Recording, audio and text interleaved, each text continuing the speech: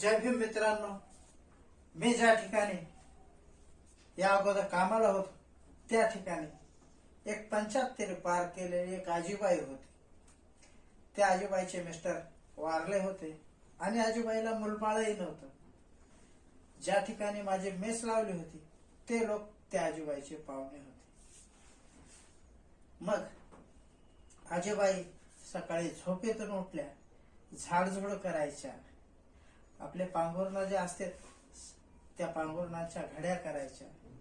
तेवढं झाल्याच्या नंतर चहा पाणी पिऊन झाल्याच्या नंतर आजीबाई गायांना जो चारा लागतो तो चारा म्हणजे घास अशा पद्धतीने कापायच्या.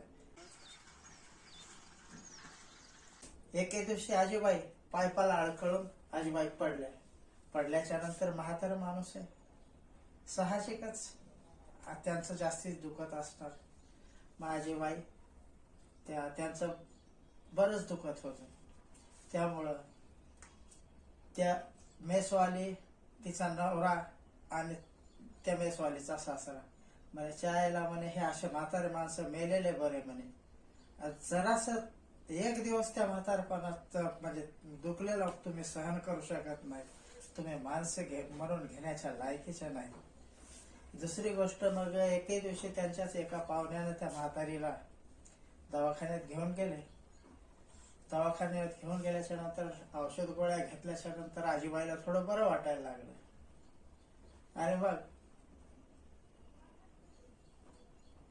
एके दिवशी मेसवाली आणि ती आजीबाई या दोघींची किचन मध्ये किरकिरी लागली होती. मी बैठक रूम मध्ये चहा घेत बसलो होतो आणि मग किरकिर लागल्याच्या नंतर आजीबाई त्या किचन मधून बाहेर आल्या. बाहेर आल्याच्या नंतर आजीबाईची आणि माझी नजर एक झाली. त्यावेळेस मी आजीबाईकडं अशा नजरेनं बघितलं.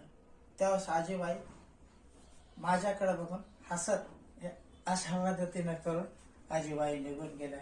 सांगायचा मुद्दा एकच मित्रांनो, ज्यांना कोणी नाही ते आपल्या जीवावर आपल्या भरोश्यावर इथं आपल्या सोबत जगत आहेत, त्यांच्या मजबुरीचा फायदा घेऊ नका.